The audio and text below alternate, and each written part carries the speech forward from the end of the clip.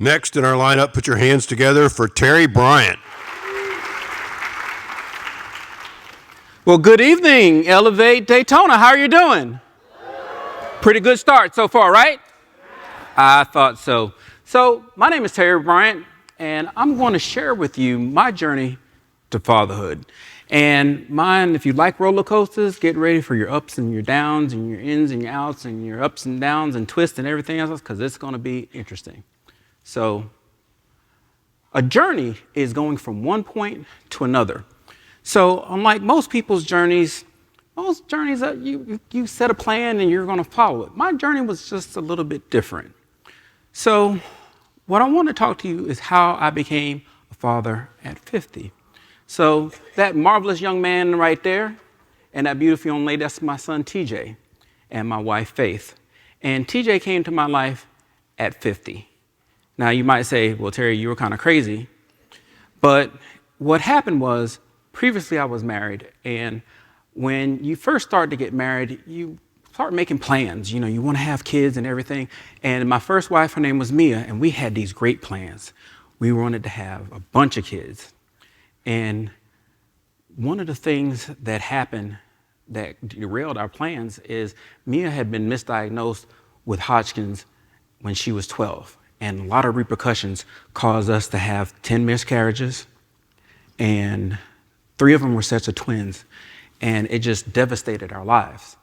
So one of the things that you do is you try to look and find what is going to give you what you want. So we went looking for answers, and we found a specialist, and the specialist told us, hey, we think we know what the problem was, and we know something that might be able to help. So what they did is they recommended surgery. And the surgery, if you can imagine taking a chicken breast and splitting it open and then cutting out a tumor and then sewing it back up and then putting it in and letting it rest for 9 to 12 months and with the hopes that maybe you might have a child. That's where I came. But our window, we were getting older. We were in our 30s. Most people already had a bunch of kids by that time. Remember, I said we wanted 7. So we had so many things, we just didn't know what we were going to do. So what were our options? Well, we could adopt, we could try in vitro, we could try IVF. There were so many different things. So what we decided to do was the second half, because we did want to adopt. That was one of the things that we wanted to do. So we decided we were going to adopt, but we knew we had to have faith and we had to have patience, because it was going to take time to get the process going, because you can't just get a kid overnight. So it took us time. And eventually we started taking parenting classes, and we did everything we needed to do, and we finally got matched, and everything was looking good, and we got matched to a set of girls, and I was going to be a girl dad. I'm telling you, it was going to be fun.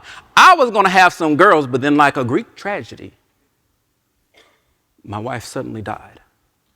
And at 45 years old, I'm childless, spouseless, with no hope in sight. Time was winding up. I didn't know what to do. I didn't know how many single people you know at 45 think they're going to start over, and much less find somebody that's going to want to have a child in their 40s or even their late 30s. But I had a phone call from somebody to invite me to a high school football game. Now, mind you, I hadn't been to a high school football game in about 30-some years. I said, sure, I'll go.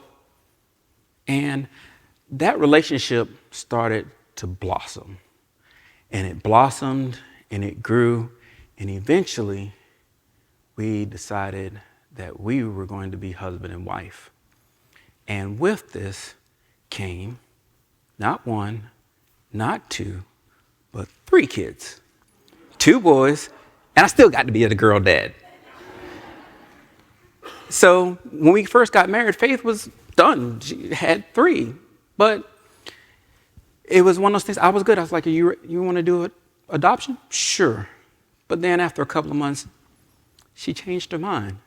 And hope was stoked again. I was like, okay, got one more chance. Now, I'm about to 45. I told you. I got to get this done before 50. But in that time, we had 2 miscarriages. And then I also lost my mother. And then that marvelous thing called COVID came, and that even put a squelch to us being able to adopt. But then shortly thereafter, my 50th birthday, we found out that we were expecting with TJ. And in October, Mr. TJ came into our world. So now, not only am I the father of 4 kids, 3 boys, 1 girl, but I have 4 grandsons. So I just want you to let you know that no matter how difficult things might be, how challenging things may appear to be, stay on course, keep the faith, because it can change and you'll be surprised what'll happen. Thank you for your time.